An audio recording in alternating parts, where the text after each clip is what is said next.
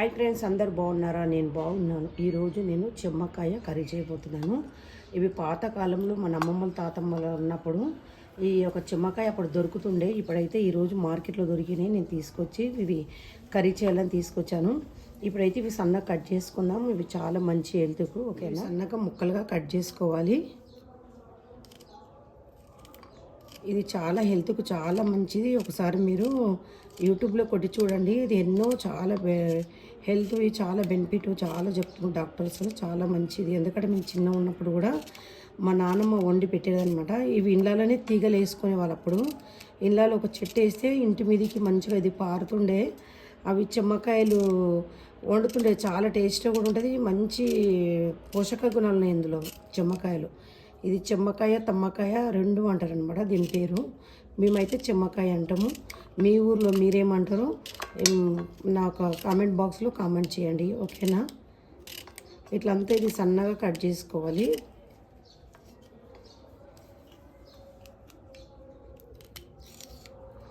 ఏ విధంగా వండాలనో మీకు చూపిస్తాను.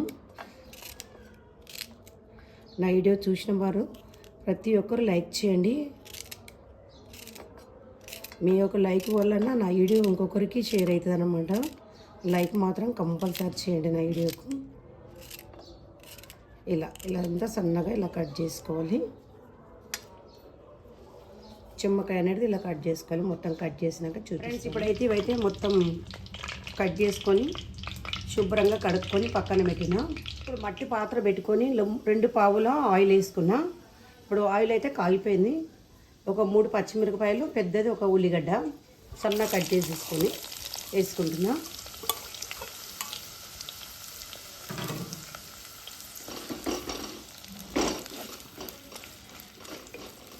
ఈ ఉల్లిపాయలన్నీ మంచిగా మనం నూనెలో మంచిగా వేయించుకోవాలి ఫ్రెండ్స్. కొంచెం అయితే ఎల్లిగడ్డ అయితే కచ్చాపిచ్చ దంచిన ఎల్లిగడ్డ వేసుకోవాలి కొద్దిగంతా. కొంచెం అంతా పసుపు వేసుకుంటున్నాం. ఒక 1/2 టేబుల్ స్పూన్ అంతా పసుపు.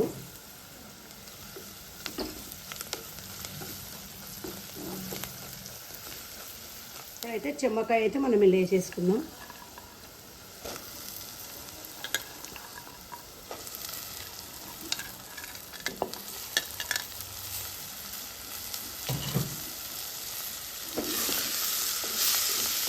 కింద మీద కలిపేసేసుకోవాలి మంచిగా. ఫ్రెండ్స్, మనమైతే ఇంకా టమాటాలు వేసుకుందాం. టమాటా వేస్తున్నాం. ఇవి చిన్నవి 3 టమాటాలు వేసేసి ఇట్లా కలిపేసుకోవాలి.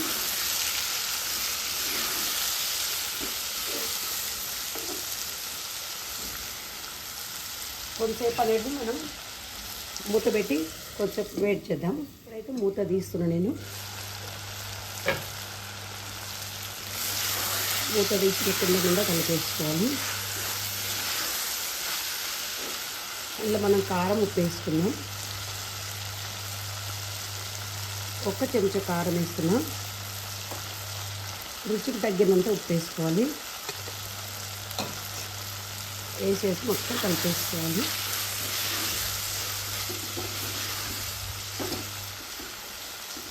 ఇలా మనం నీళ్ళు పోసుకుందాం.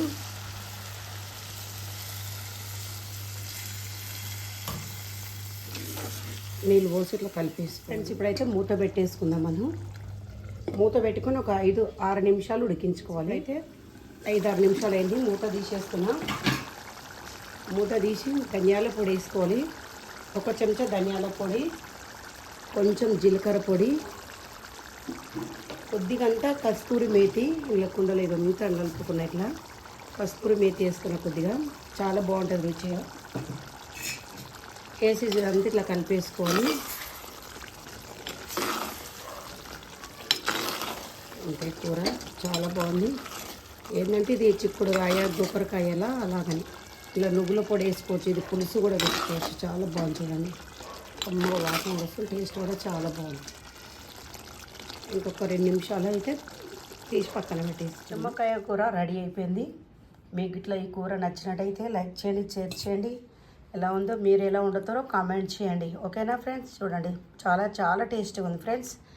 ఓకే ఫ్రెండ్స్, మళ్ళీ వీడియోలో మళ్ళీ కలుసుకుందాం. బాయ్.